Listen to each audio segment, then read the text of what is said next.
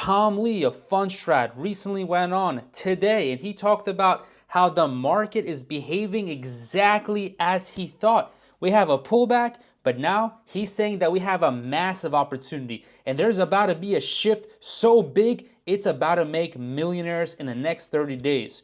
So I want to check out this clip and I want to digest it because there's a lot of fear in the market, but there's even more opportunity in the market right now. About these policies. Everybody thinks the market's headed lower. Yes, but instead we could be bottoming, maybe this week. And this is the choppiness you were talking about. And, you know, I think you use a combination of fundamentals and technicals, obviously, yes, to get things right. And the reason for the choppiness was going to be the first 100 days of this fire hose of executive orders and everything else. Yeah, that's right. It's kind of weighing on investors' minds. We're seeing it even in the surveys and CEOs because the tariffs and Doge are, you know, the Doge is creating austerity. Tariffs are creating uncertainty. Businesses are maybe sort of sitting on their hands. This is why I think markets have been sort of sinking and momentum has done so poorly. But to me, Friday was a good day because, you know, it was a bad news headline, but markets actually rallied. All eyes on the jobs report coming out. The jobs report is going to be an absolute game changer.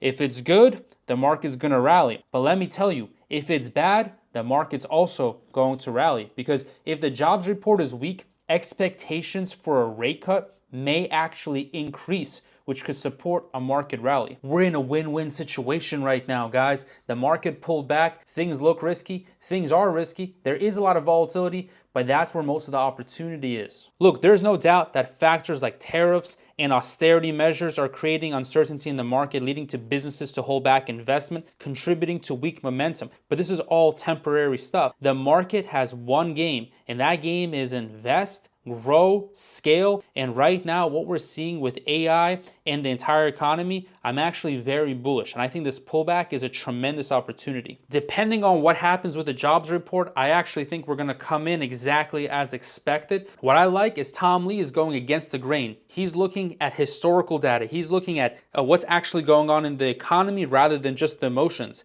And this type of investment strategy, like buying the dip when the market goes down 5% and there's a lot of fear in the market, this is some 180 IQ level stuff. Buying the dip is the best strategy known to man. When everyone panicked and they've sold off and companies are trading now at a discount, this is the opportunity to get in because so many investors look at the market when it pulls back in terms of fear. But how come when you go to the store, okay, and there's a 10% discount, everyone gets excited? The market is the only place where there's literally no logic, okay? As soon as people start selling off, then everyone else starts running through the door. They're like, oh my goodness, let me get out, I'm scared. But look, it's not like that. The thing is, it's scary to you on an emotional level, but think on a logical level. Does the valuation make sense? I think so. Look at Nvidia. The PE ratio for Nvidia, it's under 60. You know what that means? It's under 60, which seems high to a lot of people, right? But check it out. The forward PE ratio for Nvidia is literally under 30. That means that the growth right now is really supporting the stock because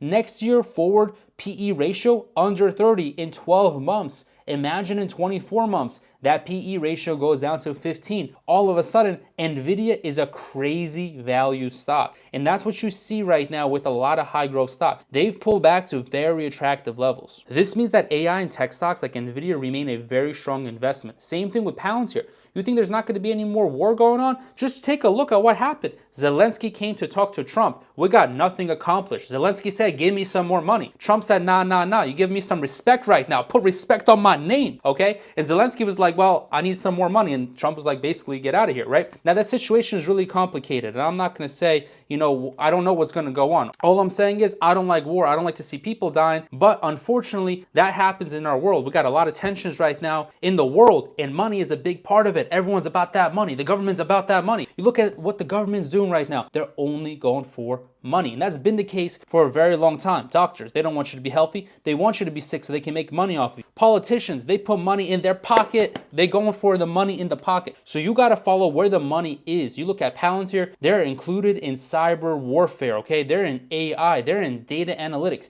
These sectors of the economy are going to increase in value, okay? Nvidia, infrastructure of the AI race, right? We got a huge fight right now between China, okay, the East, and the West, the US, right? We're fighting it out because we're just trying to see which country is better, okay? It's all about egos right now, but that's human nature. What is also human nature is when the market pulls back, you buy that dip. Just follow the logic, okay? Just look at where people are making money, where politicians are making money. I'm sorry, but it's like a game show right now. It's like a game show between the politicians, how much money they can make on the people, okay? I don't trust nobody, okay? But look, if you want to make money, just follow what has worked for literally 100 years. America and the US economy is a wealth building machine. The stock market continues to go up. Volatility doesn't matter. Volatility only matters in the short term, okay? We get a little bit of a pullback, that's fine because things recover. And look, historically, the S&P 500 corrects